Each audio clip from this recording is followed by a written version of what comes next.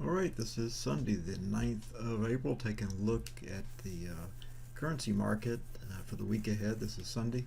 And first, what I want to do is review the pairs that I mentioned and the directions that I mentioned as possibilities for last Sunday, just to kind of keep track of things. So, first off was Aussie New Zealand dollar. I mentioned that it was oversold. It has not given us a green light to go ahead and go long yet. The charts that you're looking at, I'm using Hakanashi candles here, and I'm using Ichimoku Kumo along with Chiku back in here. So we're into the next layer of possible support. Again, we still have not found support so far, but this is a pretty deep layer coming into the pretty thick Kumo here. So I'm expecting to see support, but so far it has not been proven. I'm going to show you, and going back in just a second, I'm going to show you another couple of lines that you can watch, that I watch, for seeing those turnaround points. Aussie US dollar, also mentioned it was oversold. It has still not turned around, and we've come back into a deeper level of possible support, but as you can see, we've moved through the Kumo here. And one of the things I watch on the future Kumo over here is when the span A, which is this yellow line, comes down below span B. And you can see that that happened back over in this point here when we fell through that support. So that's a confirmed bear still at this point, and has not found support so far, but this is a possible area of support in here. We'll see what happens this week. Euro New Zealand dollar, also mentioned that it was oversold. It did find a little bit of a bounce in this area of support, but it's really not taken off or anything. But we did find a little bit of a support, but even on this one, I would not call it a confirmed rebound yet. So just to kind of look at some of the other things that are on this chart, I have an exponential moving average of 5, as you can see on this Hakanashi candle. And what I've done is I've drawn a line right in here at this. I call that a HAF, or Hakanashi fractal line. Some of you have heard me talk about that before. And this is the lowest low Hakanashi fractal line. So it is a confirmed turnaround point when we have that 5 EMA, that blue line that's running through here, move up above that Hakanashi fractal line. And so far that has not occurred. So we've come down, we've found a little support, but we have not really been energized yet, have not had a confirmed bounce back up. So if we go back to the other charts I just mentioned, you'll see here that the 5 EMA has not crossed back up to give us a confirmed move up. Looking at the Aussie New Zealand dollar, same thing, that 5 EMA has not crossed up above its Hakanashi fractal line either. So that's one of the things that I watch. I'll look at a lot of things, but that's one of the things I watch. If we look over here at the British pound, Japanese yen, I mentioned that it might see overhead resistance up in this area last week.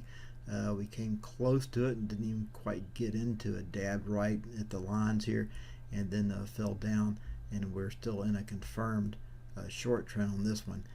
Another example, if we use this was the highest high Hakanashi fractal line back up in here. So we had a confirmation of that short coming down. Of course, that's a lot of dip before you get in. But one of the ways to do these trades is to get in an extreme point of possible support or resistance and then add to the positions once we have a confirmed move. So this is actually a very confirmed move on the daily charts here for British pound versus Japanese yen. New Zealand dollar, Swiss franc, we mentioned that this might hit overhead resistance. So far, we did not have a complete confirmation with the 5 EMA hasn't crossed down below that red line of the Hakanashi fractal line so far, but price is still hitting resistance up in here.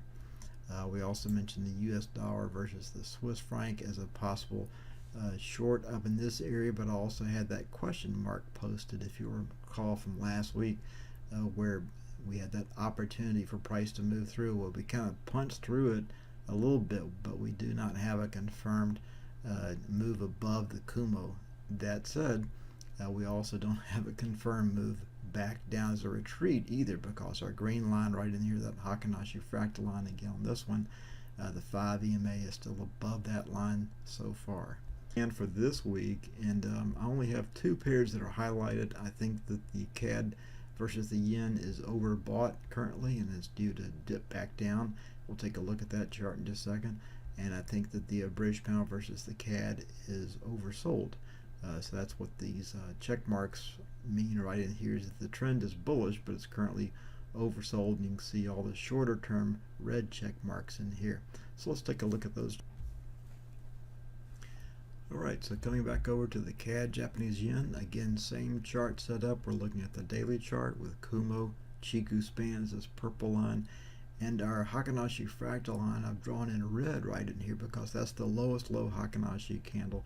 You can see so far the 5 EMA is debating that line for a possible turn back up, but it looks like it's possibly overbought right now and could be dipping back down. Whether we come up into here, which is the R2 line, as you can see, the R3 is a little bit higher and closer to this 29 EMA, which I also have posted on this chart. But anyway, looking like it's overbought now for an initial position, but we'll see.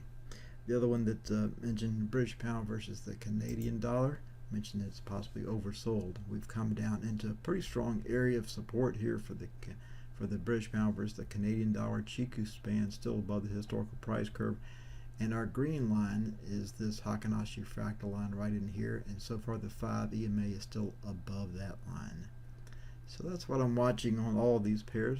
Hope your trading went well last week. There was a long period in the market where it seems like this volatility died in the currency market. Of course, that's happening a little bit in the stock market at different seasons too, different hours of the day. But overall, these are the major trends that I see, using the daily charts and not drilling down into the 4-hour or 30-minute on this analysis. All right, hope your trading's going well. Talk to you next time.